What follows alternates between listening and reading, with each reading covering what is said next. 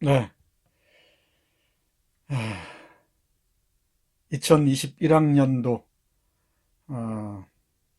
한국문학과 동아시아문학 제 1주차 유튜브 강의 시작하겠습니다. 출석부터 불러야죠. 이 유튜브에 업로드하는 강의인데 왜 굳이 출석을 부르냐라고 따지는 사람이 있을지도 몰라요. 음, 그런 학생이 있거든 얘기를 하세요. 그러면은 내가 감안하겠습니다. 이 오랜 세월이 지난 후 여러분들이 이 강의를 다시 한번 들을 때 2021학년도의 기억이 새록새록 나기를 바라면서 정성스럽게 출석을 부르겠습니다. 권진, 권찬영, 김보경, 김서현, 김성재, 나유진, 데미안을 보고 또는 읽고 연습 문제 작성하느라 답안 작성하느라 고생 많았습니다. 짤막한 에세이 쓰기 쉽지 않죠. 예, 이 강의를 듣고 유튜브 강의를 듣고 난 후에도 강의 핵심들을 자기식으로 소화하면서 에세이를 작성하기 바랍니다. 이 짤막한 글쓰기 연습이 나중에 여러분들이 글을 쓰는데 정말 많은 도움이 됩니다. 누군가 한 말을 요약 정리하면서 자신의 언어로 그 얘기를 풀어나가는 것. 내가 지금 놓여 있는 상황에서 그 얘기를 풀어나가는 것. 대단히 중요한 과정이죠. 뭐 한국은 문맹률이 아주 낮다고 그러는데, 움베르토 에코라는 사람이 그랬죠. 글자만 읽을 줄 알지 책을 읽지 못하는 사람들은 문맹이나 다름없습니다. 음, 실질적 문맹률이 아주 높아요. 왜냐?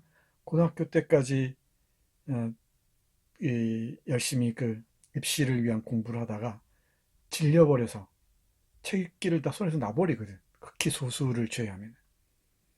글쓰기는 더더욱 그렇죠. 읽고 쓰는 훈련이 사고에, 에, 사고를 확장하는데 결정적인 영향을 미칠 텐데 읽지도 못하고 쓰지도 못하고 주둥이만 살아서 이렇게 얘기하면 되나? 에, 그래서 곤란하죠. 여러분들은 뭐 워낙 성실하고 예, 예, 뭐랄까요, 모범적이어서 열심히 책 읽고 공부하고 또 글 쓰리라는 것 믿어 의심치 않습니다. 음, 아, 또 이야기가 다른 데로 셀까봐 걱정스럽긴 한데 한국의 교육 참 문제긴 문제죠. 음, 이 강요된 공부에 익숙해진 나머지 공부의 기쁨, 그 엑스터시를 맛보지 못해요. 여러분들, 우리 강의 함께 하면서 공부의 즐거움, 배움의 기쁨들 누려보시기 바랍니다. 글 쓰는 것, 힘겨워하지 말고요. 또 귀찮아하지 마세요. 강의 하나 듣고 자기 식으로 짤막하게 글을 써낸다는 것, 중요한 훈련, 이것도 공부입니다. 노유성, 등박리, 민동후, 박서영, 박승혁, 박연우, 서하진, 송하현, 안다은, 윤나현, 인소현, 조재혁, 조한울, 주예인, 다 불렀죠? 그런데 이 연습 문제를 다 작성한 게 아니에요. 답안을 다들 애를 썼는데 정말 고생해서 썼다는 것 확 그 느낌이 옵니다. 우리 안다은, 다은 씨도 그렇고 권진도 그렇고요. 하나하나 뭐 허투루 쓴 게 없는 것 같아요. 이제 이 우리가 그 데미안 가지고 얘기를 했지만은 이제 우리가 앞으로 읽어나갈 책들을 내 강의를 하나 참고해서 여러분들이 읽은 책을 여러분식으로 다시 한번 얘기해 보기 바랍니다. 학교에서 전화가 왔네요. 잠깐만요. 교학팀에서 전화가 왔어요. 수업 계속하겠습니다. 진행하겠습니다. 어디까지 했지? 글 쓰는 것 성가시하지 말라. 라고 했죠. 이제 그리고 계속 강조하지만 여러분 동료들이 쓴 글들 꼼꼼하게 읽기 바랍니다. 나보다 여러분의 동료들이 훨씬 더 좋은 스승일 수가 있습니다. 자, 오늘은 1주차 첫 번째 강의 시작합니다. 번역과 동아시아 근대라고 큰 틀을 잡아봤습니다. 짧게 얘기하죠. 오늘은 텍스트가 구체적으로 없으니까 다음 시간부터는 이제 우리가 책을 읽어가니까 그 텍스트를 기반으로 해서 여러 가지 얘기를 할 수 있을 것 같습니다. 번역과 동아시아 근대 아주 그 큰 테마인데 사실은 뭐 짧게 얘기할 수 있는 건 아니죠. 큰 테마인데 오늘은 몇 가지 사례를 들어서 번역을 통해서 우리의 동아시아의 근대가 어떻게 형성되어 가는지 보도록 하겠습니다. 재미있는 테마입니다. 이 번역과 동아시아 근대는. 자, 이 역탕 보죠. 좀 어지럽지. 어떻게 하나? 이 출전은 이 책입니다. 한어 외래사 사전. 상하이에서 나온 1985년 상하이에서 간행된 사전이에요. 우리말로 풀면은 중국어 외국어 사전이에요. 외래어 사전. 그러니까 중국어에서 사용되는 외래어를 쭉 모아놓은 겁니다. 자, 여기에서 몇 어휘들 살펴보면서 본격적으로 시작하겠습니다. 자, 잘 보이나요? 강의 노트는 가상대학에 올려놓을 테니까 여러분들이 잘 보기 바랍니다. 자, 확대경 쓰는 걸 내가 배웠어요. 여기 확대경을 써서 여기 맞추고 보입니까? 여기 이 단어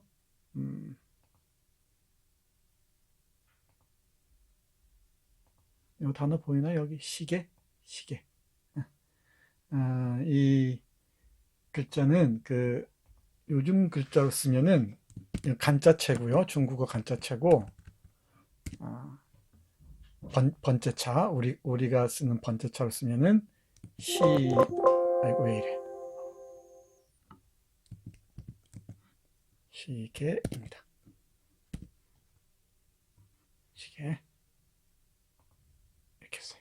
보이죠? 글자가 이렇게 시계. 자, 그럼 시계라고 우리는 읽죠. 그러면 여기 잘 따라오세요. 중국어는 쉬지라고 있습니다.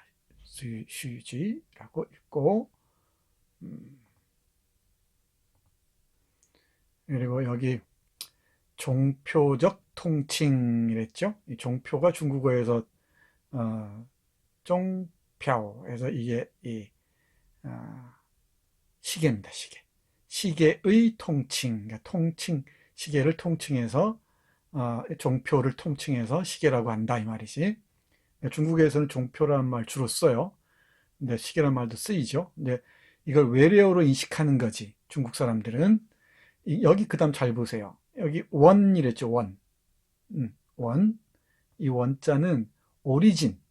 기원은 일본어 시계에서 왔다. 시계라고 뭐라고 그랬나 여기. 토케이 이랬지. 토케이. 토케이라는 그 일본어에서 왔다는 얘기야. 네, 그럼 일본어는 무엇을 번역한 것이냐? 의역, 영어, 클락, 워치 이랬죠. 영어의 클락과 워치를 의역한 것이 시계다 이 말이야. 중국에서는 이 시계를 정확하게 외래어로 인지하고 있어요. 외래어인데 일본에서 왔다는 거지. 물론 중국에서 번역한 서양 언어가 이 외래어로 자리 잡은 것도 많은데 근대 어휘들은 상당수가 대부분이 일본에서 번역됐습니다. 일본이 번역한 서양 언어를 그대로 가져다가 쓰죠. 이 순서 그릴 수 있겠죠? 서양어, 영어의 클락과 워치를 일본 사람들이 토케라고 시계라고 번역을 했고 토케라고 이걸 중국 사람들이 가져다 쓴 거지. 우리도 그대로 가져다 쓰고 있죠.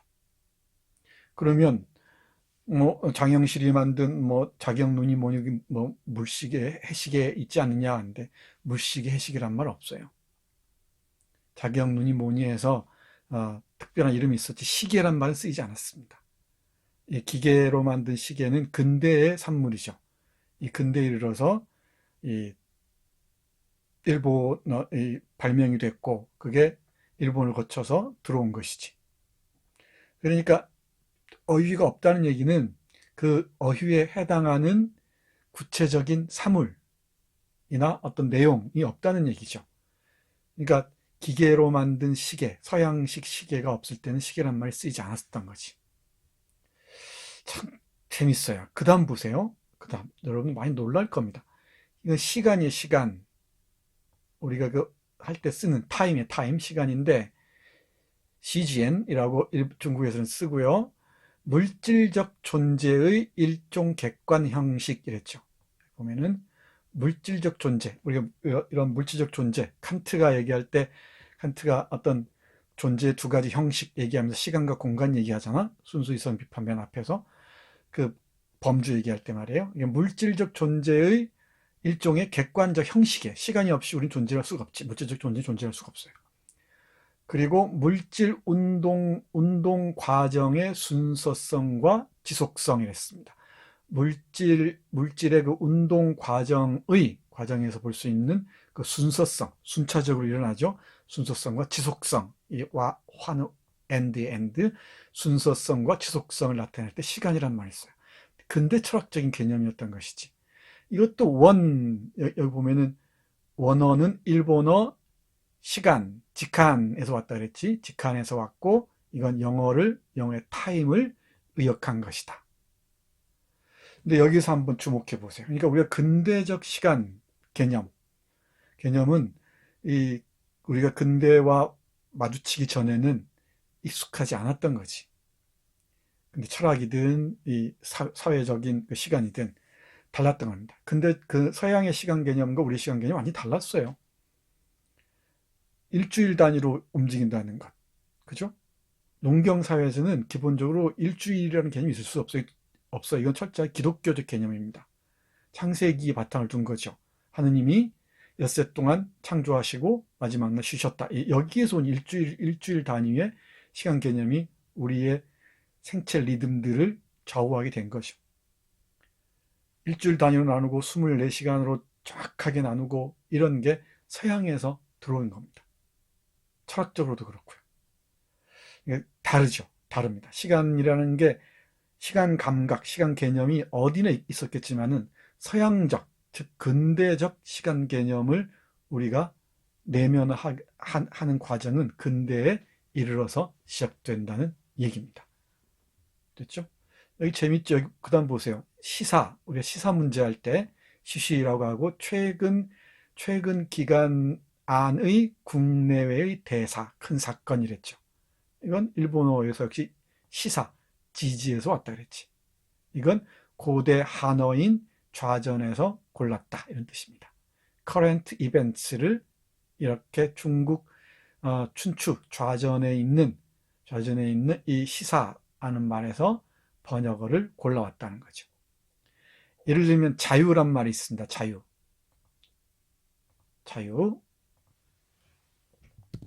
자유란 말이 있는데 이 자유란 말을 우리는 한국어로 한자로 이해하죠. 자유를. 이 자유는 우리가 프리덤이나 리버티의 번역으로서의 자유, 자유와 평등할 때 근대적 개념이죠. 그런 그 자유라는 개념에 상응하는 인간의 사고의 양식 이런 게 없었어요. 자유롭게 행동할 때 자유롭다는 것. 신분제 사회에서 자유라는 건 대단히 제한적이지. 우리가 아는 자유가 아니야, 이거. 근데 이 자유라는 말은 프리덤이나 리버티를 일본의 학자들이 메이지 초반에 번역했던 것인데, 이 자유라는 말은 중국 그 고대 사상서인 장자에 나와요. 이런 말들이. 혁명이란 말도 그렇고 다 번역한 말들입니다. 그러니까 고대 중국에 있던 말들이나 새로운 한자어를 결합하거나 해서 만들어낸 겁니다. 이 시계는 시와 개를 결합한 거고, 시간은 시와 간을 결합한 거죠. 이런 식이에요.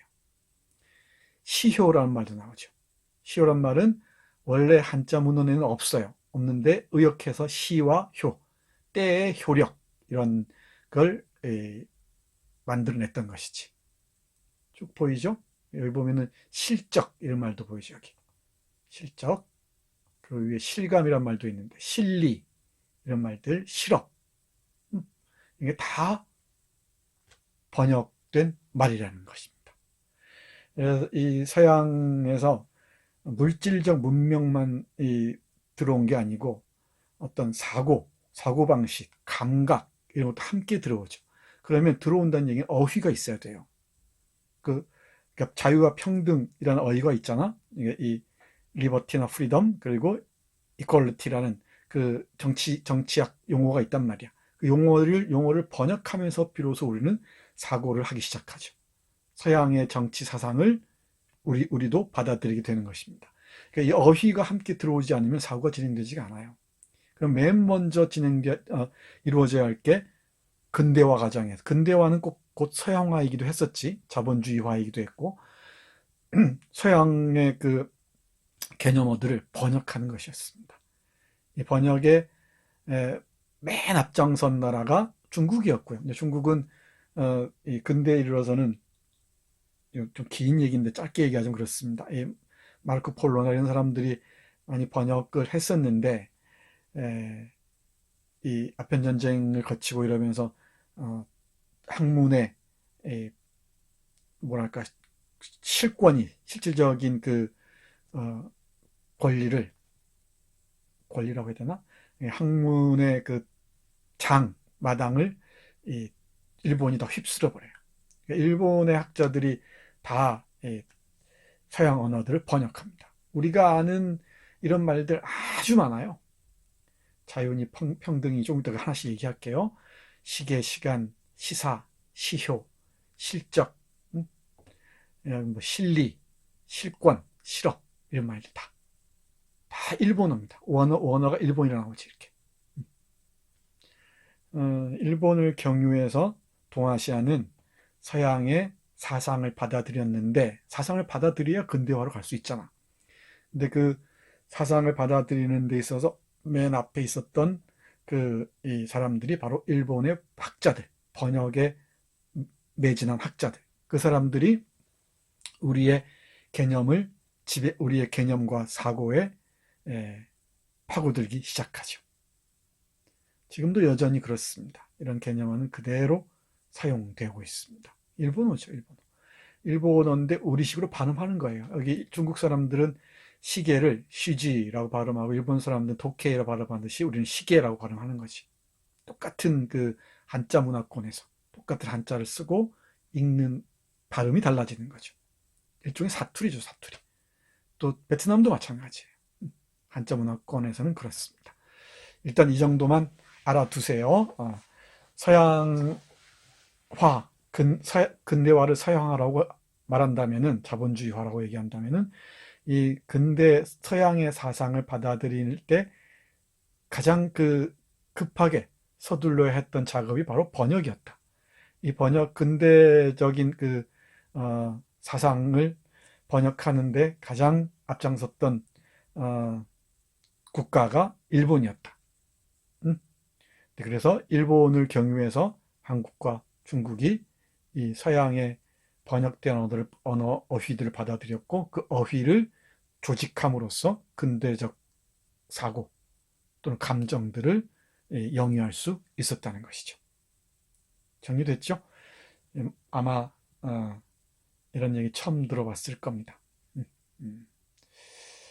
자, 다음 페이지로 넘어갈까요? 네, 다음 페이지로 넘어왔습니다. 조금 더 봐요. 좀 더 봅시다.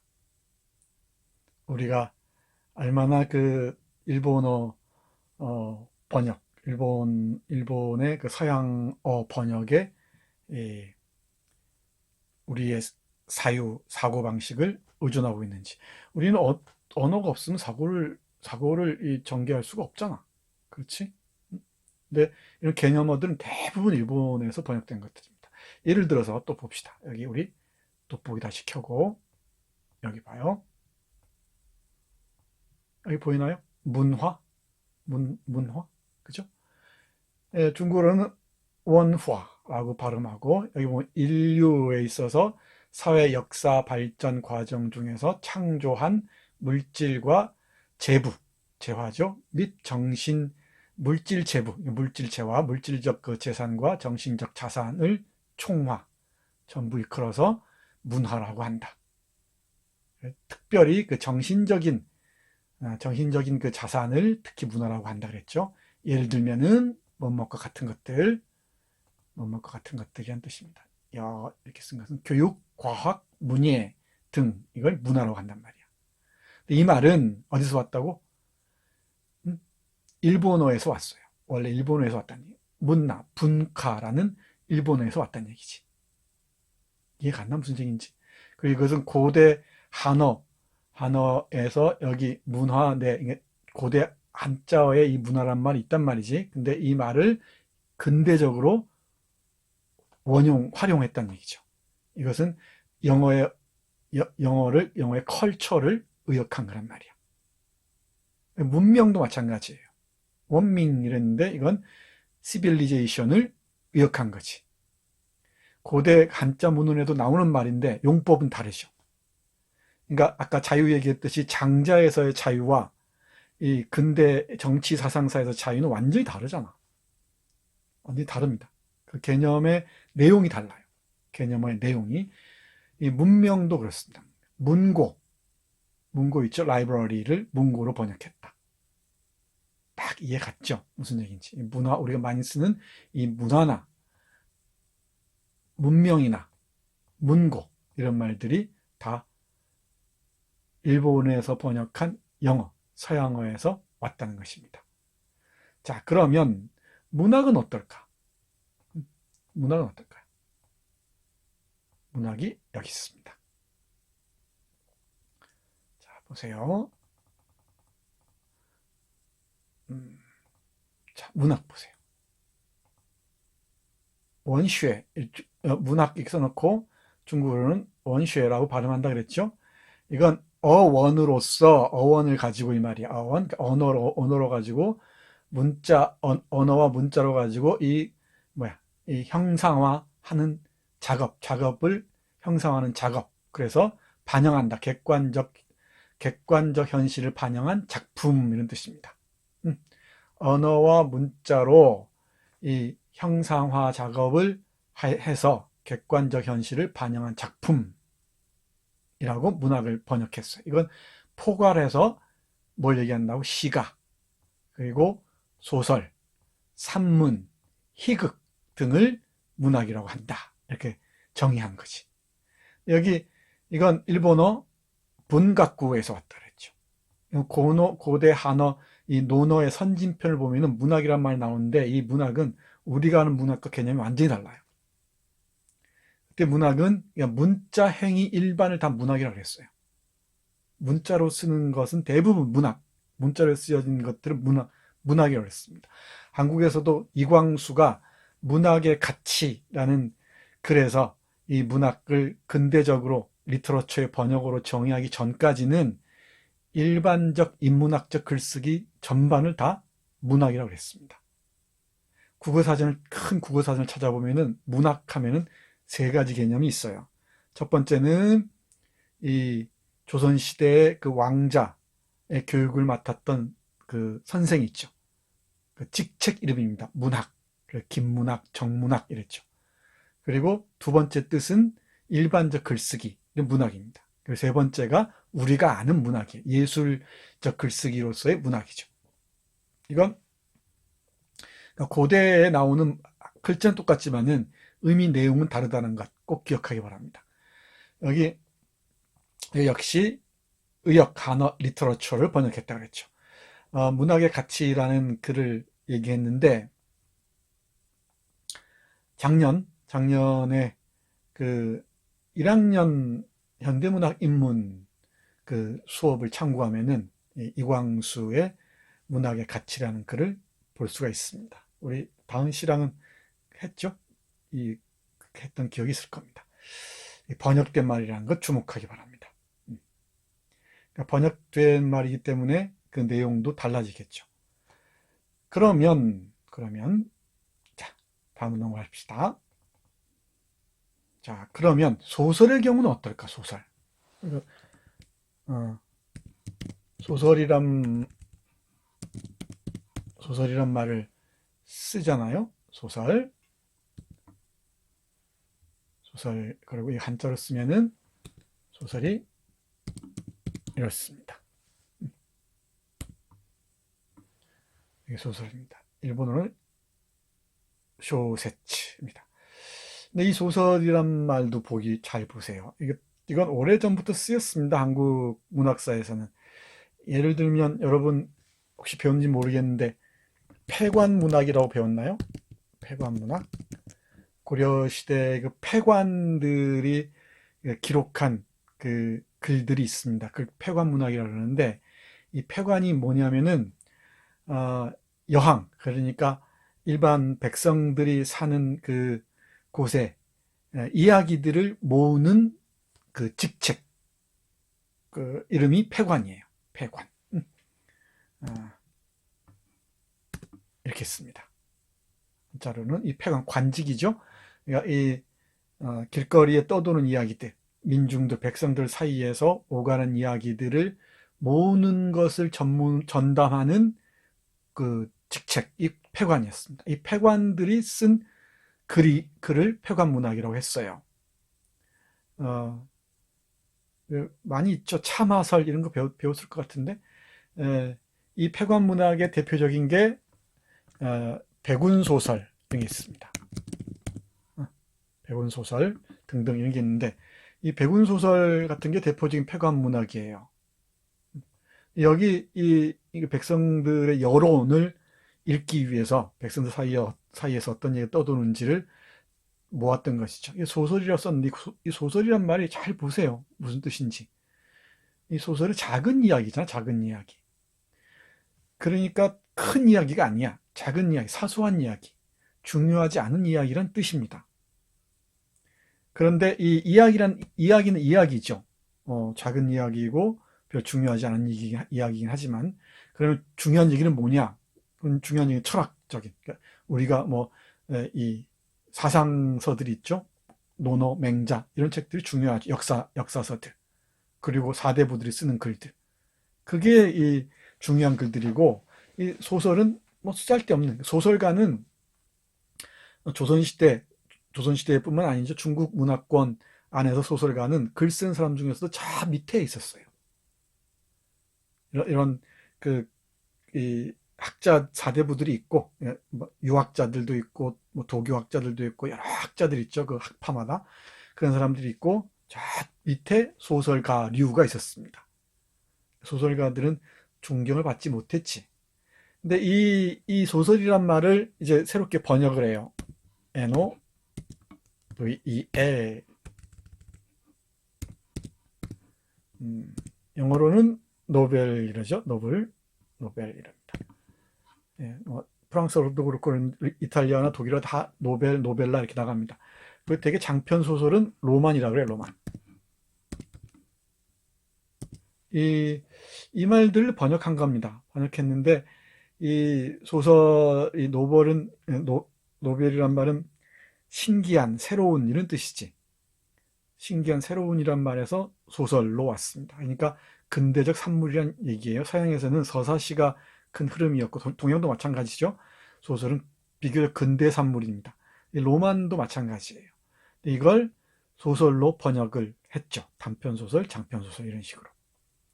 그래서 이게 이제 미디어, 인쇄 매체에 실리기 시작하면서, 그리고 인간을 계몽하고 계몽하는 강력한 수단이 되면서, 그리고 자본주의의 상품을 광고하는, 이 광고하는데 중요한 힘을 발휘하는 그 매개체로서 소설이 등장하면서 소설가가 스타덤에 오르는 것이지.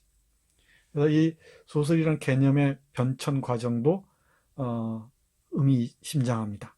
그러니까 보잘것없는 글을 쓰는 사람들, 소설 나부랭이 이러잖아. 지금도 그 흔적이 남아 있어요. 지금은 소설가 하면은 아주 그 지식인 중에서도 격조 있고, 그죠? 상당히 그 예술 창작에 어, 창작에 자신의 정신을 바치는, 존경받는 사람이죠. 그 존경받기 시작한 게 얼마 안 됐다는 것입니다. 근대에 이르러서입니다. 이 얘기는 나중에 나스메 소세키 신문 연재 소설 얘기할 때 집중적으로 얘기하도록 할게요. 네, 이 소설도 노벨 로만의 번역으로서 개념이 달라집니다. 이 사전에는 소설은 나오지가 않아요. 그러니까 소설은 자연스럽게 이야기로 썼다. 이 노벨이나 로만의 번역을 하는 인식 없이 그냥 이야기로 썼다라고 얘기하는 것 같은데, 내가 보기엔 이것도 번역어야 맞습니다. 왜냐하면 소설의 개념 그 내용이 달라지거든. 그러니까 조선시대의 소설하고 근대 이후의 소설하고 가치만 따지면 어떤가? 전혀 다르지. 조선시대 때 소설들은 좀 쓰잘데없는 것이었어요. 그리고 이 아녀자들이나 읽는 것들, 천한 것들이나 읽는 것 정도로 얘기를 했었지. 그래서 이 누굽니까? 우리 매울당 김시습이나 이런 사람들이 소설을 써서 감췄잖아. 그래서 소설은 기본적으로 불온한 장르이기도 해요. 이 얘기도 천천히 하겠습니다. 그때 조선시대 때 소설이라는 이 개념이 함의하고 있었던 것과 근대의 소설이라는 개념이 함의하고 있었던 건 완전히 다르죠. 이건 자본주의와 밀접한 관련이 있습니다. 특히 프린트 캐피털리즘, 인쇄 자본주의와 밀접한 관련이 있습니다. 신문과 잡지에 소설이 실리면서 이제 소설은 근대의 총화가 됩니다. 그래서 소설을 지금도 남아있죠. 소설 많이 읽으면 가난해져. 소설 읽으면 애 버린다. 이런 얘기들이 있었는데 요즘은 덜하죠. 좀 안 읽어서 문제긴 한데, 소설은 근대 문화의, 근대 예술의 스타로 떠오르죠.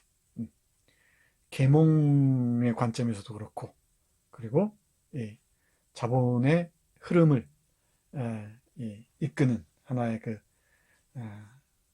의미 있는 역할을 했다는 점에서도 그렇습니다. 소설이 무슨 자본주의를 이끄는 힘이냐라고 물을지 모르지만은 그것도 차근히 얘기하겠습니다. 다음 시간에 얘기를 할게요. 나스메 소세키 이야기하면서 말하도록 하겠습니다. 자, 그러면 여기까지 얘기됐죠? 우리가 이번 학기에 지속적으로 이제 연애 얘기를 할 텐데, 연애란 말은 어떨까? 연애란 말은. 연애야 인류가 이 세상에, 지구에 털을 잡고 살기 시작한 이래 연애라는 게 늘 있어 왔지, 이게 새로울 게 있느냐라고 얘기하죠. 근데 개념이 다릅니다. 공부를 이번 학기 내내 얘기할 거예요. 결혼과 연애와 결혼 이런 문제에 대해서. 우리가 아는 연애는 러브의 번역어입니다. 러브의 번역어예요. 자, 그러면 이제 이 책을 참고하도록 하죠. 이 책을 참고해야 됩니다. 번역어 성립사정. 번역어 성립사정. 보이나? 내가 써줄게요. 야나부 아키라라는 일본의 학자가 있습니다. 번역과 관련해서 중요한 연구를 한 사람입니다. 이 사람이 쓴 책입니다. 번역어 성립사정 책인데, 번역어 성립사정. 여기에서는 10개의 이 단어를 예로 듭니다. 하나씩 볼까요? 사회, society. 사회는 society의 번역어다. 사회 우리 많이 쓰지. 이 말 근데 이제는 없었습니다. individual, 개인. 이것도 individual이란 말도 우리가 아는 개인주의, 개인 개념은 근대의 산물이에요. 개인은 근대의 발명품입니다. 개인의 발견이란 책이 있어요. 개인. 아니 달라지죠. 그 다음에 근대, 모던의 번역어입니다. 이 말도 없었습니다. 그리고 미, 이 뷰티라는 말, 그리고 love, 연애라는 말, 그리고 being, 존재라는 말, 존재라는 말도 없었습니다. 그리고 자연이라는 말, 그리고 권리, 그리고 자유, 그리고 그녀. 이렇게 10단어를 중심으로 살피고 있습니다.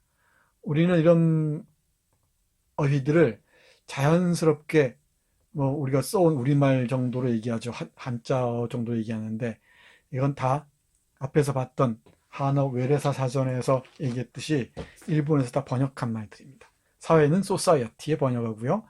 개인은 individual의 번역어입니다. 이 근대는 modern의 번역어입니다. 미는 beauty, 이 연애는 love, 존재는 being, 자연은 nature, 권리는 right, human rights, 자유는 freedom 또는 liberty, 그녀는 he, she의 번역어입니다. 우리 소설에서 그녀, 이 그녀가 등장하는 건 김동인에 이르러서예요. 김동인이 자랑삼아 얘기하죠. 이 그녀라는 이 대명사를 쓰기 시작한 건 바로 나부터다 라고 얘기하는데 일본어에서는 이게 피녀라고 썼습니다. 피녀. 일본어에서는 그녀를 저 피자, 저 사람 할 때 저 피자와 피녀. 천천히 메모 잘 해놓으세요. 피녀라고 했습니다. 이렇게. 근데 이걸 그란 말을 쓰다가 김동인에 와서야 1919년 마음이 옅은 자여, 그죠? 그 초기 김동인 소설에서 이 그녀라는 말을 쓰기 시작합니다. 피녀라는 말을 이렇게 쓰는 거죠. 그러니까 우리 나중에 이거 두고두고 얘기하겠지만은 한국 문학을 이끈 사람들 있죠. 한국 문학을 이끈 사람들, 최남선, 이광수, 김동인, 염상섭 등등 대부분이 약 90% 훌쩍 넘는 그 비율이 다 일본 유학을 했어요. 오늘 중국으로 간 이육사도 있고 심훈도 있고 그렇지만은 그리고 유학을 아예 가지 않은 사람들도 있죠. 강경애나 최서애 이런 사람들도 있습니다만은 대부분이 일본을 유학했어요. 나혜석도 그렇고요. 다 일본에서 일본어로 소설을 읽고 일본어로 소설 쓰는 걸 배웠습니다. 이해가는 무슨 얘기인지. 그래서 이인직도 마찬가지인데 이인직이 처음 쓴 소설이 일본어 소설이에요. 과부의 일생인가 그래요. 짤막한 소설입니다. 그리고 이광수가 처음 쓴 소설이 아이까 사랑인가라는 이 일본어 소설입니다. 사랑인가 아이까라는 일본어로 썼어요. 일본어로.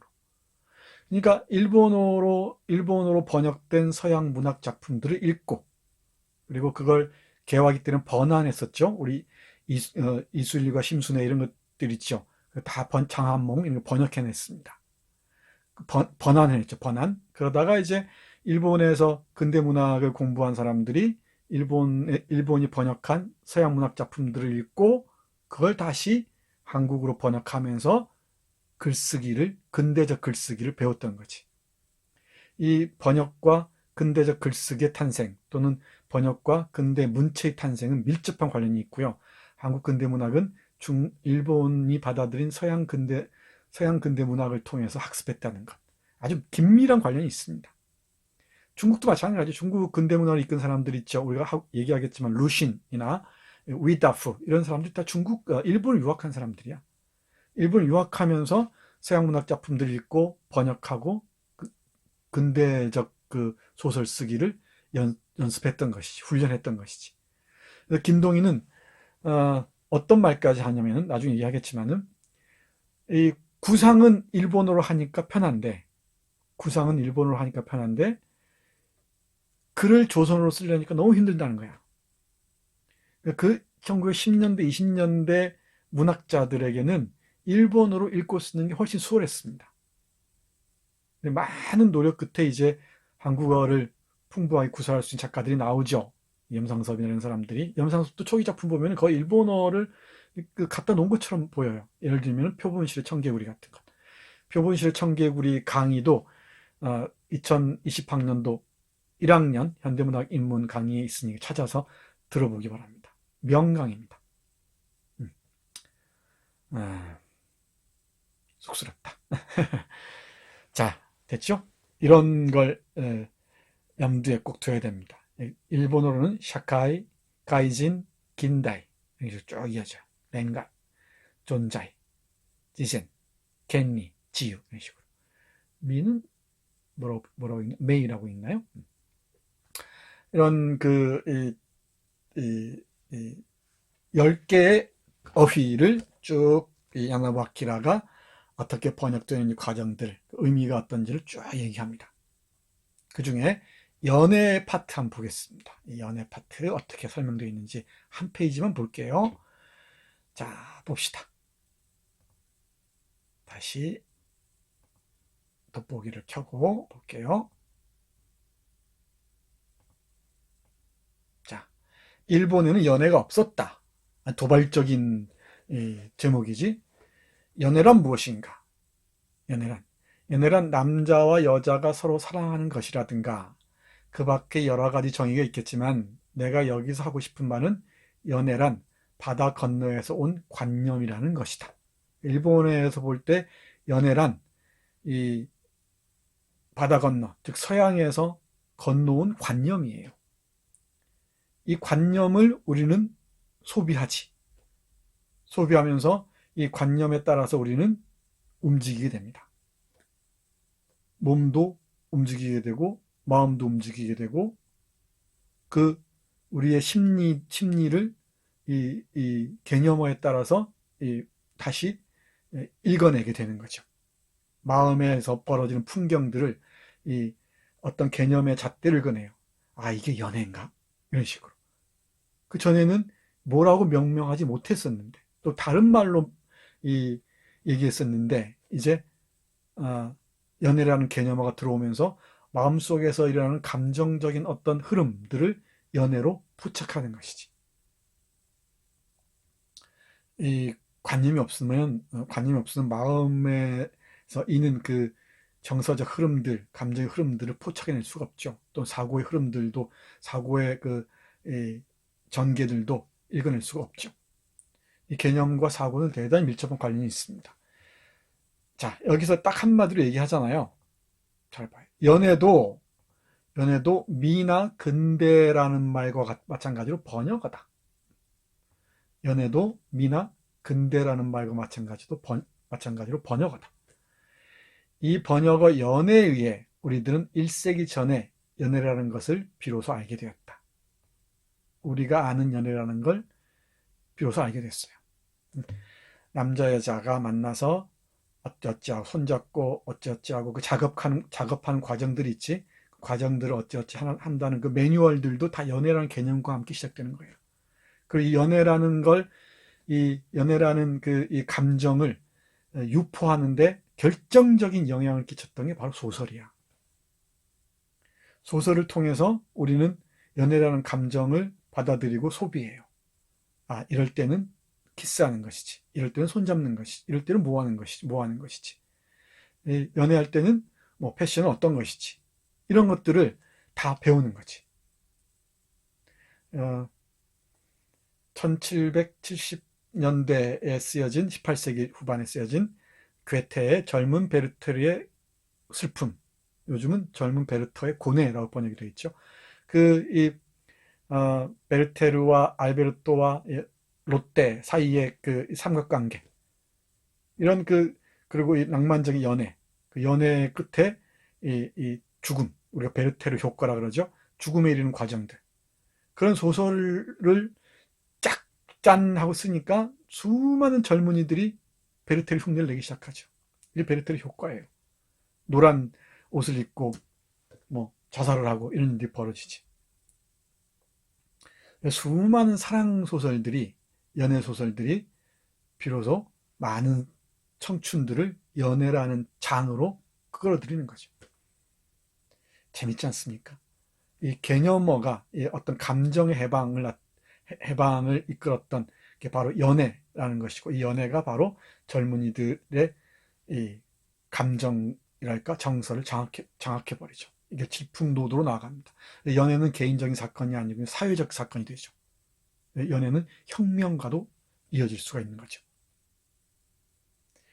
이 개념이 있고 나서 내용이 있다. 이 개념이 있으면은 무엇을 연애라고 한다. 예를 들면은 계속 정의를 해나가야 되죠. 연애란 남과 여가 서로 좋아하는 것이다 라고 정의할 수 있다면은 연애란 무엇이다 라고 정의를 하죠. 이게 피정의항이고 무엇이다 라고 하는 게 정의항이지. 이 정의항은 아주 다양해질 수가 있죠. 연애란 무엇이다. 예를 들면은 우리 예인 씨는 연애란 무엇이다 라고 다 정의할 수 있죠, 따로. 그렇죠? 또 서현 씨는 서현 씨대로 연애란 무엇이다. 사전적 정의를 훌쩍 벗어난 다양한 정의들이 있을 거 아닌가.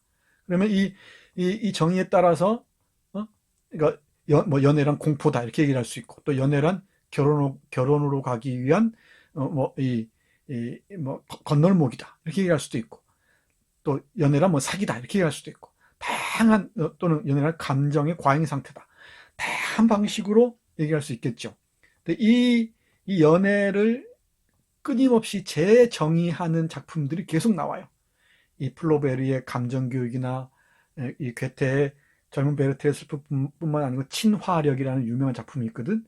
친화력이나, 그리고 또 우리 영국의 세뮤얼 리처드슨의 파멜라나, 이런 또 우리 뚜르네프의 첫사랑이나 수많은 연애 소설들이 나오면서 연애를 다시 정의한단 말이지. 정의하면서 소설을 읽은 사람들이 이 소설 속에 나오는 인물들을 흉내내면서 자신의 감정들을 동원하고 조직하고 그래요. 그러니까 우리는 본능에 내장돼 있어서 본능이 그냥 나오는 것이다 얘기하는데, 그건 일부만 맞을 뿐입니다. 이런 개념어에 의해서 우리의 감정들이 조직되고 동원됩니다. 그리고 그 감정들을 소비하는 이 방식도 이런 이 다양한 텍스트들을 경유하게 되는 거죠. 만약에 무정을 읽는다 치자. 그러면 영체와 형식의 사랑 얘기 있죠. 사랑 얘기인데, 그 옛날 은인의 딸을 사랑할 때 어찌할 것인가. 부잣집 딸 선영이가 있는데 어찌할 것인가. 그럴 때 이제 한 사람들이, 어떤 독자가 그걸 읽고 그런 상황에 놓여 있으면은 어떤 자신도 이 형식의 그 감정 조작 방식을 흉내낼 수도 있죠. 물론 다른 방향으로 갈 수도 있겠지만. 일단 이 정도만 얘기할게요. 개념이 없이는 감정을 조직하거나 동원하기가 어렵다는 것. 이 점에 주목하기 바랍니다. 이 야나부 아키라라는 이 책의 저자는 딱 단도직입적으로 얘기해요. 그때까지 일본에 연애라는 게 없었다는 거야. 있다면은 그냥 연과 애가 있었는데 이건 달라. 이 용어는 좀 이따 얘기해 줄게요. 자, 그러나 남자와 여자라는 것이 있었고, 그러니 서로 사랑한다는 것도 있지 않았는가? 있었죠? 여기 맞잖아. 사랑하면 있었겠죠.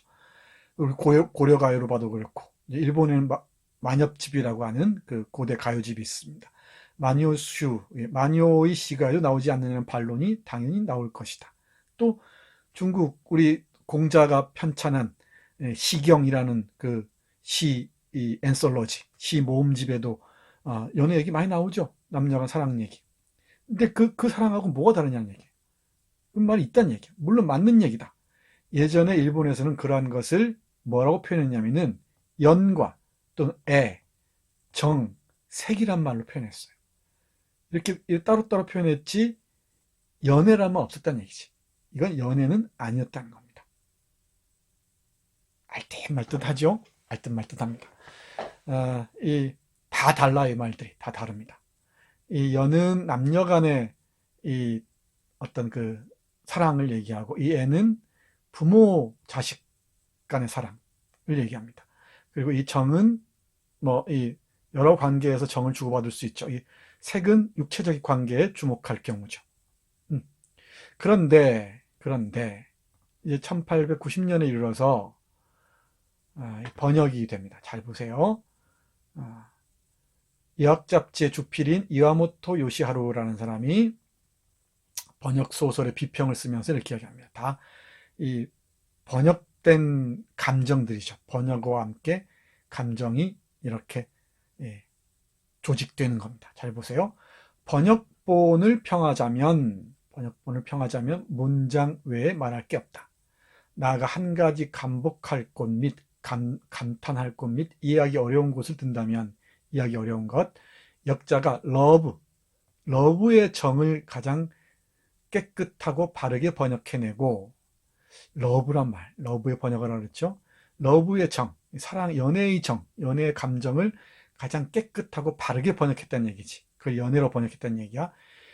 이 불결한 영감은 어소시에이션인데, 연상, 불결한 연상작용을 일으키는 일본 통속의 문자를 매우 단호하게 잘 사용한 솜씨에 있다.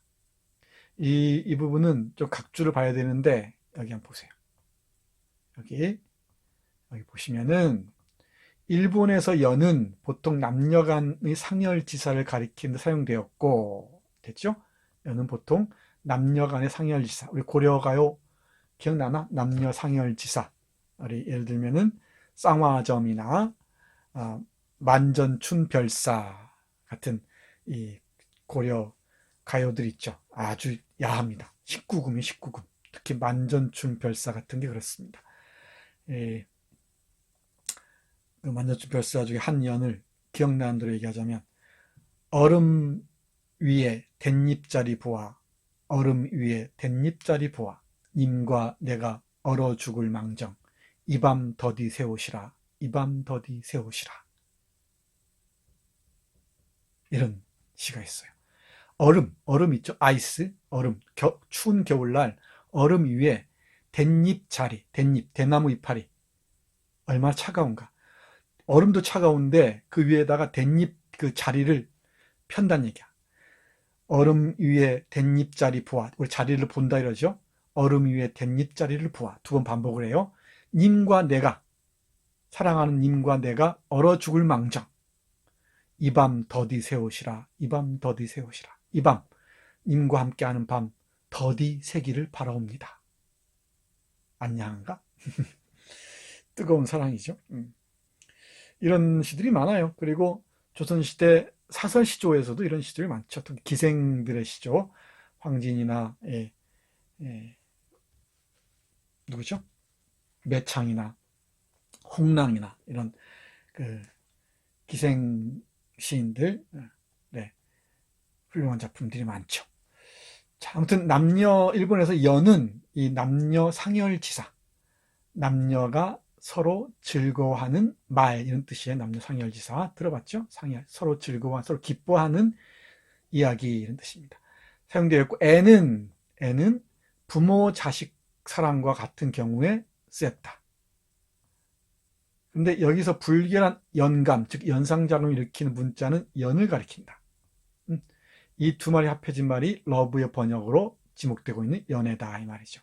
그러니까 남녀 간의 사랑과 어떤 뭐랄까요, 부모 자식 간의 사랑과 같은 좀 차원이 좀 다르다 얘기할까? 이 두 가지가 결합해서 렌가이, 연애라는 말이 나왔다는 거지.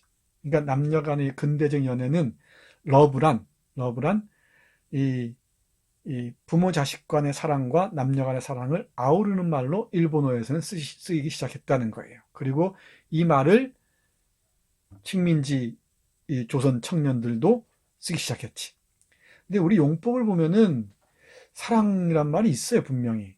사랑이란 말이 있는데 황진이의 사랑도 황진이가 아니지, 춘향이의 그 사랑가 있잖아요. 사랑가 기억나나? 춘향이가 이몽룡을 만나자마자 참 얘들 16 나이에 너무 빠르게 진전되죠. 사랑 그 과정이. 춘향이하고 만나서 이몽룡이가 사랑을 나눌 때 부르는 유명한 노래 있죠. 사랑가.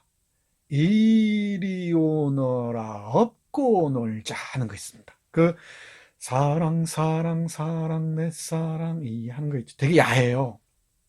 정말 야합니다. 그때 보면 사랑이란 말 분명히 있단 말이야.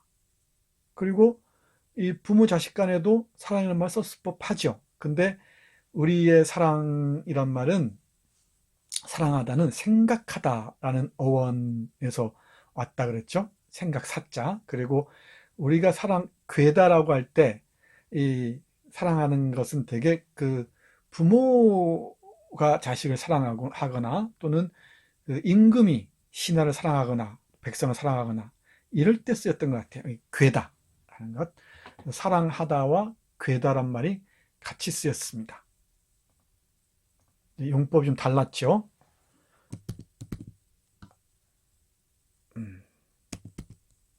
사랑하다, 사랑하다인데 사랑하다와 괴다. 이 사랑하다는 애로 쓰였고요. 괴다는 아니. 사랑하다는 생각 사자로 쓰였고요. 이 괴다는 사랑 애자로 썼습니다. 한자로 쓸 때는. 이 근대 국어 배우면은 이거 다 나옵니다.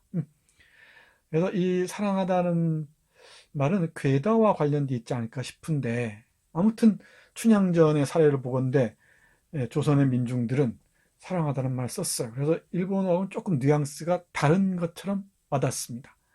그래서 예를 들면은 연애하다는 말은 한국어에서는 이 부모 자식 간의 사랑과는 좀 동떨어져 있죠. 우리 어머니는 나를 연애하셔. 말 되나? 이상하잖아요. 그리고 하느님은 나를 연애하셔. 안 되지? 또는 나는 하느님과 연애 중이야. 뭐 농담이 아니라면은 이런 말 쓰기 어려울 겁니다. 나는 우리 아빠를 연애해. 난 우리 아빠하고 연애 중이야. 말 되나? 안 되죠. 한국어에 일본에서 들어올 때도 굴절이라는 거지. 그러니까 잘 봐봐요. 러브에서 시작했지. 러브에서 시작해서 러브를 일본에서 연애로 번역했어요. 이 의도는 이 연과 애가 결합한 말로서 일본인들은 받아들인 거지. 그러니까 고상한 감정과 남녀 간의 이 사랑을 더해서 연애라는 말로 번역을 했습니다. 그러니까 플라토닉 러브와, 그러니까 뭐랄까요, 조건 없는 사랑과 또 남녀 간의 끝없는 그 엑스터시, 환희를 기대하는 사랑이 결합된 형식이 연애였단 말이지. 근데 이게 이 당시 식민지 시대 때는 그렇게 쓰였던 것 같아요. 근데 또 다른 맥락에서 보면은 나중에 이제 김현실전 같은 게 읽겠지만은 이 연애라는 건 대단히 부정적인 뉘앙스를 갖습니다. 되게 매춘부들이 우리 소설들 많이 읽어보면 나오죠. 황석영이라는 작가들 소설 읽어보면 매춘부들이 손님을 이렇게 끌 때, 호객 행위를 할 때 오빠 나하고 연애해 이러잖아. 난 오빠 나하고 사랑 한번 해 이렇게 잘 안 쓴단 말이에요. 이게 어떤 맥락에서 쓰이는지 잘 보세요. 그래서 한국에 들어오는 과정에서 이것도 굴절된 것 같습니다. 그리고 한국에서는 사랑이란 말이 있어서 그런 것 같아요.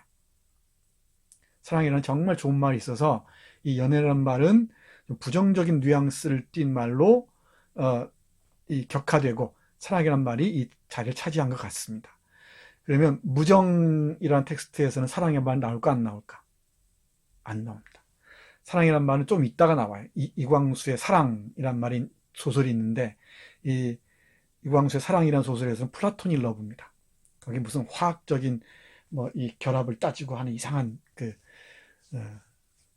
이상하다고 말하니까 이상하다. 정말 재밌는 소설이 있는데 사랑이란 말도 쓰긴 쓰는데 무정에서는 아직 안 나옵니다. 러브란 말 그대로 써요. 러브란 말을. 자네 러브 하나 보이? 이렇게 씁니다. 이 낯설었던 거지.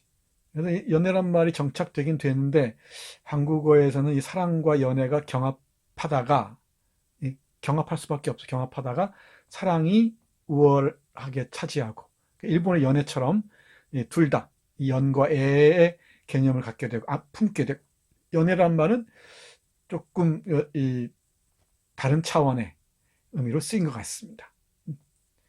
나뭐 연애 중이야 이런 말을 뭐 긍정적인 의미로 쓸 수도 있는데 대체적으로 나는 그래 어감상 여러분들 어떤지 한번 이렇게 용법을 한번 운용해 보세요. 여기까지 이해 갔죠? 네. 재밌지? 재미없나? 서현씨 재밌죠? 권진 어때요? 재밌죠? 연우씨는 어떤가? 네, 하나씩 보기 바랍니다. 자, 다시 이쪽으로 가보겠습니다. 예를 들어 내 생명은 연으로 지금까지 지탱하고 있습니다. 이 소설의 번역 문장이지. 연은 내 생명이며 나에게 이것 외에는 아무런 즐거운 바람도 없습니다. 여기 이제 이 연자를 이때는 이제 연이라고 번역했던 거지. 당신은 진정 한 남자의 정신을 갈기갈기 찢어 놓았습니다. 일생을 형체도 없게 했습니다. 라고 썼다면 좀 어색해진다.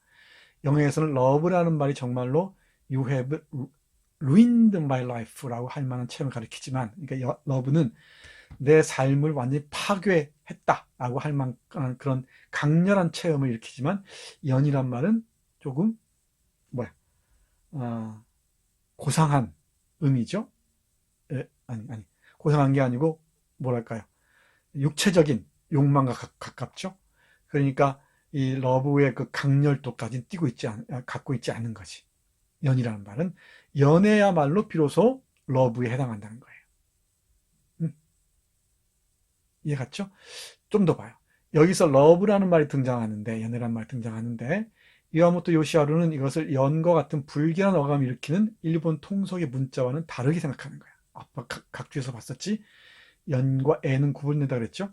러브와 일본 통속의 연은 다르다. 그래서 그 러브에 해당하는 새로운 말을 만들어낼 필요가 있었다. 그것이 바로 연애였던 것이다. 그러니까 남녀가 만나서 육체적인 관계를 맺고 하는 그런 연이 아니고 정신적인 그 교감까지를 아우르는, 육체와 정신이 함께 교감하는, 그게 연애라고 봤던 거지. 내 삶을 파괴할 정도로 강렬도를 지닌 이 감정이 연애 감정이었던 거야. 이건 수많은 이제 연애 소설들, 소설이라는 게 대부분 로망이죠, 로망. 그래서 이 연애일 수밖에 없지. 연애는 그리고 환상, 판타지하고 늘 관련이 돼요. 로맨틱하다, 낭만적이다 라는 말은 늘 비현실적이라는 뜻입니다. 이게 장편소설 로만이라 한다 그랬지. 그것과 관련이 있을 겁니다. 중세 기사도 문학과 관련이 있어요. 기사들이 이 성에 있는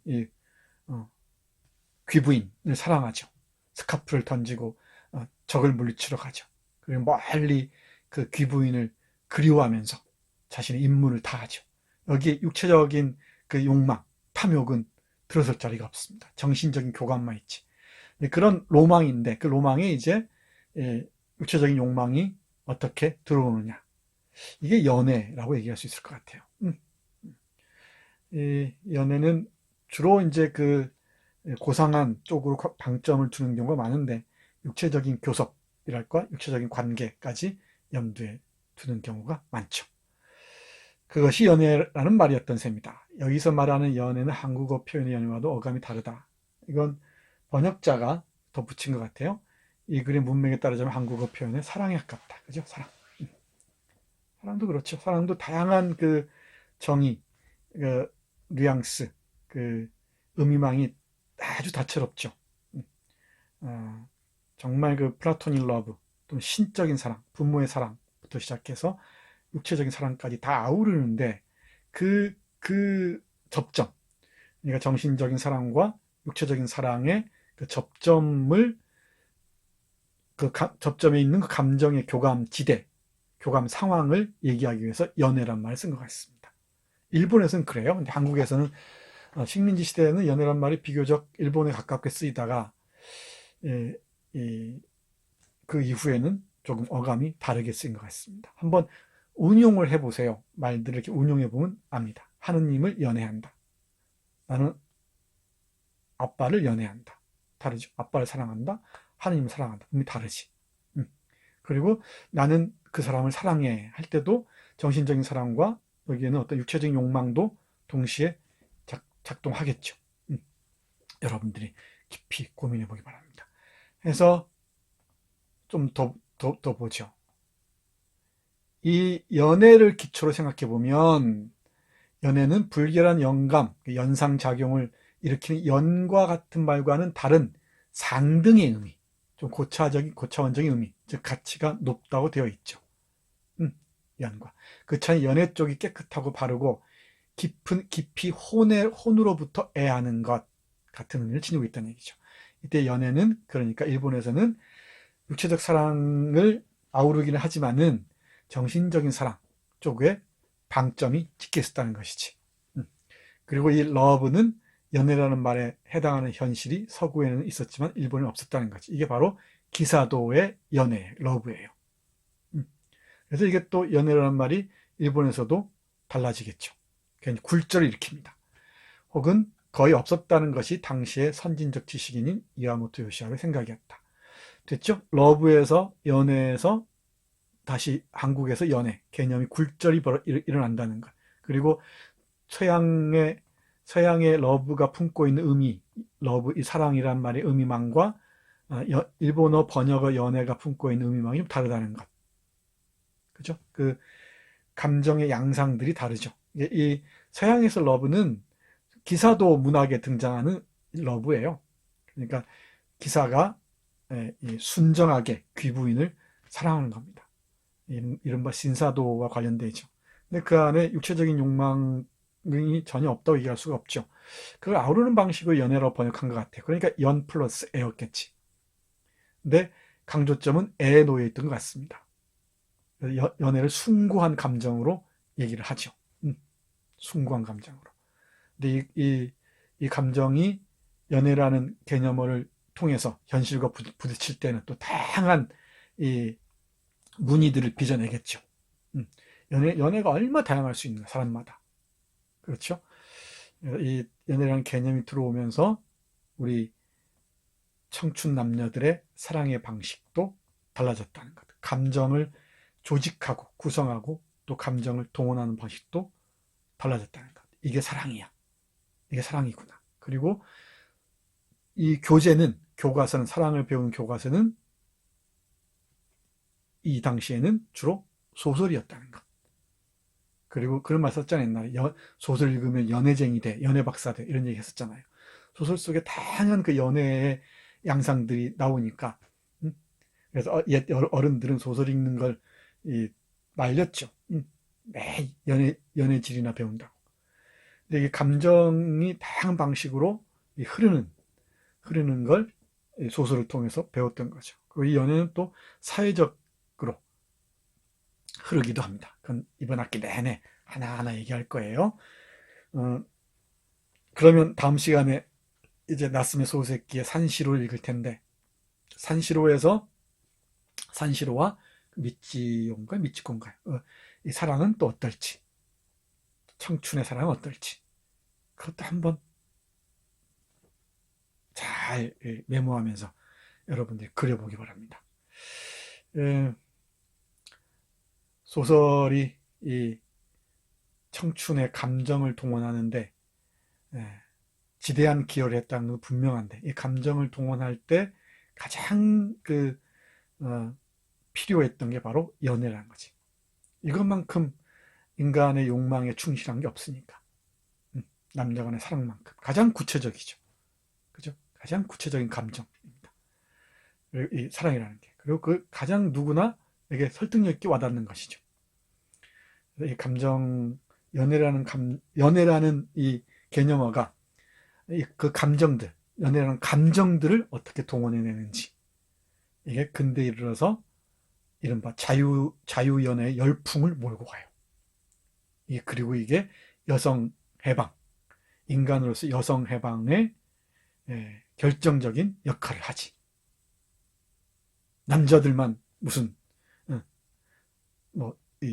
기생하고 놀아나느냐, 첩하고 놀아나느냐. 여성들도 자유연애다는 거지. 이 나혜석의 글 보세요. 이혼 고백장 같은 거란 말이야. 정조 같은 건 취미다라고 얘기하잖아. 정조 같은 건 취미다. 역시 2020학년도 현대문학인문 나혜석 강좌를 보면 됩니다. 참조하면 됩니다. 됐죠? 번역과 동아시아 근대를 얘기했는데, 일본이 번역한 그 개념, 서양의 개념어들이 동아시아, 한국과 중국에 어떻게 확산돼 나가는지, 주로 중국도 일부 번역했지만은 주로 일본이 번역한 서양의 개념어를 통해서 우리는 근대를 사유하기 시작했다는 것. 여기서 조심해야 될 건, 일본에서 번역한 말로 우리가 그대로 쓰고 있단 말이야. 우리가 직접 번역하지 못하고 일본어라는 외래어를 여전히 쓰고 있단 말이야. 그렇게 생각하면 곤란합니다. 학문은 공유 자산이에요. 흐르는 겁니다. 번역을 쓴다고 부끄러울 게 없죠. 그럼 TV란 말 쓰면은 말이 안 되죠. 이 언어 순수주의자들이 빠지기 함정이 있습니다. 언어는 잡스러워요, 기본적으로. 그러니까 중요한 것은 시계나 시간이 자유나 문명이나 이 문화나 문학이나 이런 말들이 일본에서 번역한 서양 언어라는 걸 알고 있어야 한다는 거야. 알고 사용해야 되지. 이제 중국에서는 이런 말들 다 외래어로 표기를 하잖아. 한국어 사전에서는 이런 말들 외래어로 표기를 안 해요. 이게 나는 문제를 생각하는 거지. 외래어라는 걸 알고서, 일본어에서 왔다는 걸 알고서 우리가 사용하면 돼요. 근데 그걸 은폐하면 안 되지. 은폐하면 안 됩니다. 이게 여러분들이 이 시간에 배워야 할 것들이에요. 정확하게 인식하고, 이건 일본어 번역에서 왔다는 걸 알고서 우리가 운용하면 돼. 사용하면 돼요. 일본어라고 쓰지 말자. 이런 말들은 나는 써서는 안 된다고 생각합니다. 이런 말들 하면 안 돼요. 아까 말들이 다 일본에서 왔다 그랬지. 내가 오래전에 번역한 이 책이 있습니다. 두꺼운 책인데, 사상과제로서의 아시아라는 책이에요. 사상과제로서의 아시아. 1000페이지가 넘는 책인데, 1000페이지가 넘는 책이에요. 여기에 보면은 표가 보이려나 모르겠다. 복사해서 보여주려고 했는데 표가 쭉 이어져요. 도서관에 가서 한번 보세요. 여기 보면은 자, 과학, 철학, 그 다음에 논리학, 문학, 문법, 인류학, 예술, 언어, 문헌학, 그 다음에 지리학, 교육학, 역사, 종교, 체육, 체조, 정치, 그 다음에 원자, 물질, 위성, 사회는 아까 얘기했지, 잡지, 도서관, 위생학, 광학, 천문학 알죠? 그 다음에 화학, 학문과 관련된 것들, 그리고 분석, 그 다음에 귀납, 본질, 현실, 상징, 상상, 이성, 계급, 문명, 그 다음에 학위, 출판, 진화, 발전, 일일이 얘기할 수 없을 정도의 절대, 상대, 그 다음에 지배, 공산주의, 현실주의, 직관주의, 공화, 권리, 아까 얘기했죠. 의무, 특권, 독립, 아까 번역된 말이라고 그랬죠. 노동, 계획, 자본, 임금, 조합, 이런 말이 다 번역된 말들이에요. 아주 많아요, 아주. 이런 수학 용어, 과학 용어들도 물론이고, 학문 용어는 물론이고, 철학 용어는 물론이고, 이런 말 쓰지 않고 우리가 사고를 전개할 수가 있나? 그러니까 동아시아는, 중국도 마찬가지예요. 중국도 이런 일본어 번역을 통해서 서양 학문을 훨씬 쉽게, 수월하게 흡수할 수 있었거든. 그래서 정책적으로 중국은 일본의 유학생을 파견해요. 대규모 유학생을. 그러니까 직접 서양에서, 미국이나 영국이나 프랑스나 독일에서 직접 배우려면은 영국에서 직접 배우려면 힘들고 시간이 걸리니까 메이지 초기, 그러니까 1870년부터 대략 1890년 무렵에 일본이 번역해 놓은 말로 또는 번역해 놓은 책으로 서양을 공부하자고 생각했던 거야. 일본의 번역을 거치면 우리는 한자 문화권이니까 비교적 쉽게 읽을 수가 있거든. 그래서 일본은 대규모 정부 유학생을 파견했던 거예요. 서양 문물을 빨리 흡수하기 위해서. 한국도 그랬죠. 정부 장학생을 보냈는데 대한제국 말기가 사정이 어려웠죠. 어려워서 뭐 유야무야 되고 말았는데, 예를 들면은 이인직 같은 사람들이 정부 장학생으로 가서 배우는 거지. 그리고 식민지 시대 때는 대부분의 젊은이들이 일본에 유학을 해서 일본 가서 배워요. 번역된 서양을 배우는 거지. 법학이든 철학이든 문학이든. 그래서 이렇게 번역이라는 게 동아시아 근대를 형성하는데 중요한 역할을 하고, 그 맨 앞에 일본이 놓였다는 것, 이건 숨겨서는 안 됩니다. 일본은 비서구 근대에서, 비서양 국가, 근대 국가에서 유일하게 근대화에 성공한 나라예요. 그리고 비서양 국가 중에서 유일하게 식민지를 거느린 나라이기도 하지. 서양 제국을 배우면서 서양 제국주의를 닮아갔던 거죠. 그러니까 일본 제국주의를 신랄하게 비판하되, 그 비판하기 위해서는 일본 제국주의 형성 과정에서 어떤 일이 있었는지를 정확히 알아야지. 그리고 이 서양을 따라잡기 위해서 일본이 어떤 일을 했는지도 잘 봐야죠. 거기에 바로 번역이 있었던 거예요. 그 중에 하나가 또 연애였던 거지. 일본에서 번역한 서양 문학 작품들이 거의 리얼타임으로 번역이 되거든. 일본에서 번역한 서양 문학, 러시아 문학, 독일 문학, 이 영국 문학, 미국 문학, 이 번역된 것들을 중국과 조선의 지식인들이 가서 정말 개걸스럽게 읽어요. 이광수나 최남선이나 홍명 이런 사람들이 하숙방에서 뚜르게네피의 작품들이 있습니다. 일본어로 번역된 책들을. 셰익스피어를 읽어요, 많은 사람들이. 괴테를 읽습니다. 톨스토이를 읽어요. 그리고서 한국의 근대문학을 이제 형성해 나가는 과정이 시작되는 거지. 이게 일본을 경유한 한국 근대 문학의 형성, 중국 근대 문학의 형성. 이건 숨겨서는 안 됩니다. 그 상호 교환 관계를 정확하게 알고 있어야 되죠. 연애도 그 중에 하나였다는 것. 재밌지? 아주 긴 이야기를 한 학기 내내 얘기해도 모자라, 사실은. 한 학기 내내 얘기해도 모자란데 여러분들이 많이 참고하기 바랍니다. 자, 마무리할까요? 자, 마무리하겠습니다. 이 그림 보세요. 중국은 아편전쟁 1840년 1차, 2차 아편전쟁이 있었죠. 아편전쟁 이런 거 공부하셔야 돼요. 이 구글링에서 아편전쟁에 대한 기본적인 이해 있어야 됩니다. 아편전쟁과 함께 난징 조약을 맺고 이제 열강에 의해서 분할되죠. 중국은 거의 좀비처럼 이제 죽어가고 있습니다. 여기 엘리자베스 여왕, 영국이죠. 그 다음에 여기가 빌헬름 2세죠. 독일. 이쪽이 니콜라이 2세 러시아. 여기 일본도 지금 고민하고 있죠.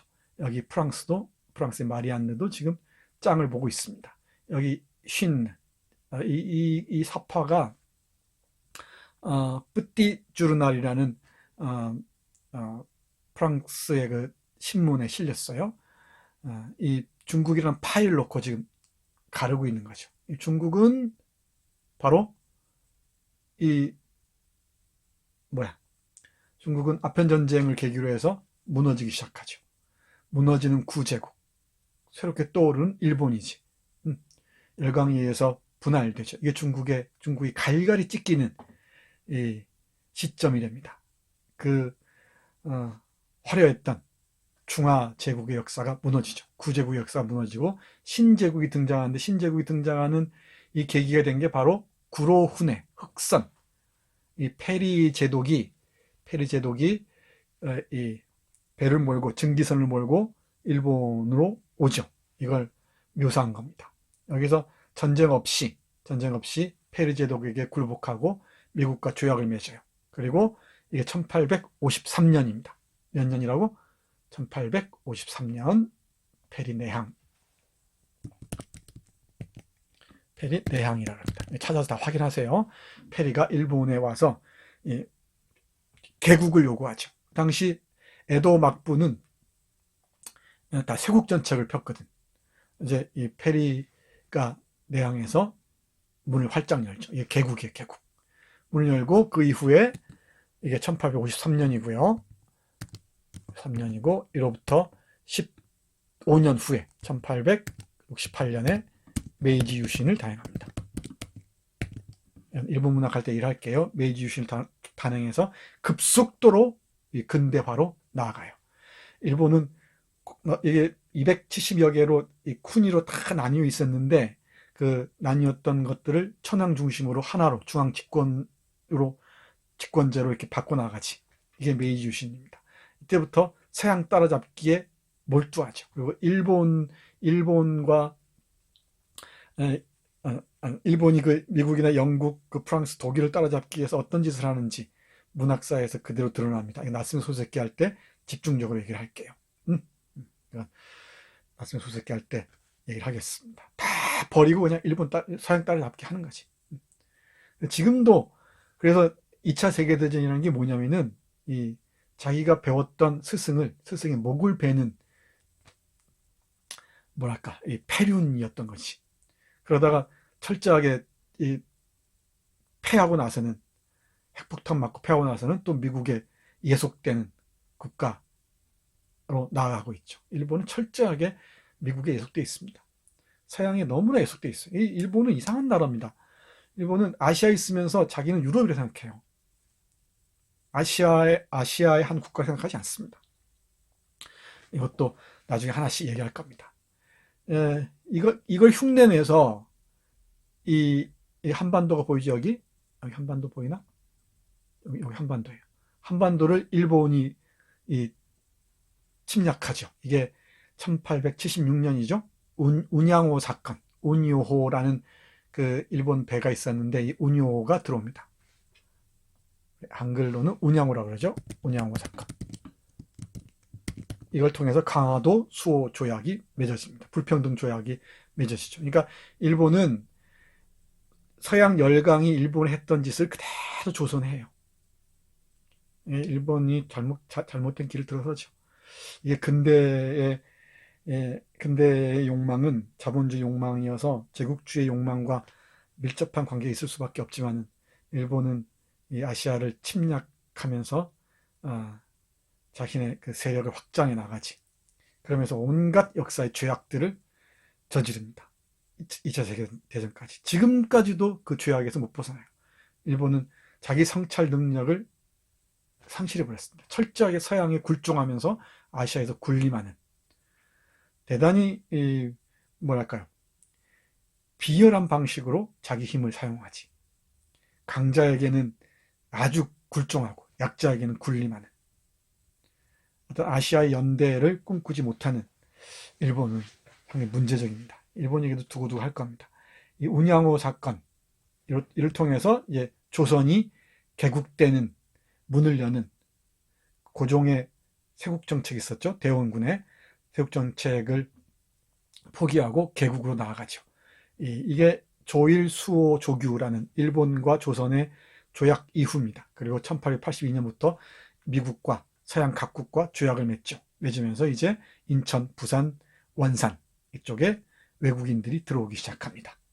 이제 조선의 이 정체성이 완전히 무너지기 시작하는 것이지. 근데 그 길에 앞장섰던 진보적인 사람들이 친일파들인데 이 친일파들이 그대로 일본에 빨려 들어가죠. 일본의 강제 병합 당하는 길로 나아갑니다. 그게 우리 역사입니다. 이 세 장의 그림은 대단히 문제적입니다. 네, 그림 잘 보기 바랍니다. 음미 잘 하기 바랍니다. 알겠죠? 차이나라는 프랑스어는 쉰으로 발음해요. 차이나라는 이 파일을 놓고 분하라는 이 서양 열강들. 여기 꼭 일본이 끼지. 그리고 이 일본의 그 개국과 메이지 유신, 그리고 일본에 의한 조선의 개항과 서양과의 조약 체결, 불평등 조약 체결, 그리고 일본으로 빨려 들어가는 조선의 형국. 이게 이제 두고두고 얘기하겠지만은 혈윤우 같은 것과 다 관련이 되죠. 자, 어떻습니까? 동아시아 문학과 번역과 동아시아 문학. 대단히 흥미롭죠? 흥미롭습니다. 자, 오늘은 큰 틀에서 이 번역이라는 키워드로 해서 동아시아 문학을 얘기해 봤습니다. 그리고 연애라는 그 개념어가 어떻게 번역되고 어떻게 또 우리의 감정을 조직 동원하는지 개괄적으로만 얘기했습니다. 소설 속에서는 어떤지 구체적으로 이번 학기 내내 살펴보기로 하겠습니다. 이번 학기는 동아시아 근대인데 연애를 중심으로 옵니다. 그죠? 딱 동아시아 근대문학 연애를 중심으로. 흥미진진합니다. 네, 오늘 강의 여기서 마치겠습니다. 수고했습니다. 댓글 남기는 것 잊지 마세요.